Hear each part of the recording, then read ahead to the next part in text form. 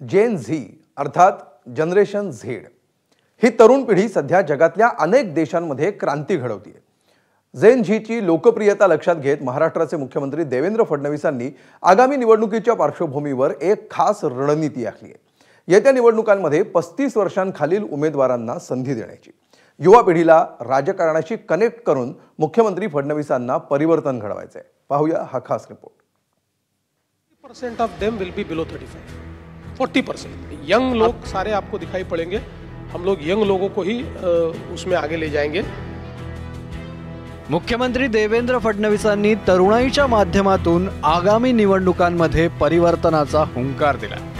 आगामी मुंबई महापालिका निवडणुकांमध्ये तब्बल 40% तरुण उमेदवारांना संधी मिळणार असल्याचं मुख्यमंत्री देवेंद्र फडणवीसांनी म्हटलंय। बीजेपी की बात कह सकता हूं और मुझे लगता है बीजेपी में at least 40% of them will be below 35। 40%, क्योंकि देखिए ultimately 40% below 35 in BMC election. पक्का देख लीजिएगा। बिल्कुल यंग लोग सारे आपको दिखाई पड़ेंगे। हम लोग यंग लोगों को ही उसमें आगे ले जाएंगे। निमित्त होतं मुंबईतील यूथ कनेक्ट कार्यक्रमाचं। या कार्यक्रमातून मुख्यमंत्र्यांनी जवळपास 7,500 विद्यार्थ्यांशी संवाद साधला।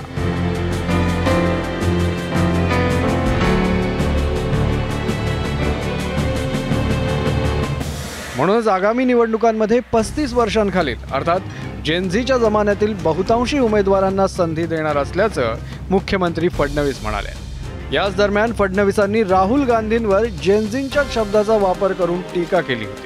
फडणवीसांनी राहुल गांधींना डेलुलू म्हटलं होतं। याचा अर्थ भ्रमित झालेले। मात्र त्यावरून काँग्रेसच्या सचिन सावंतांनी उत्तर दिलंय, तेही जेनझी स्टाईलमध्ये। देवेंद्र फडणवीसजी यांनी राहुलजींना डेलुलू म्हणणं म्हणजेच एकदम क्रिंज अर्थात लाजिरवाणे ते फुल कॉपियम मोडमध्ये गेले।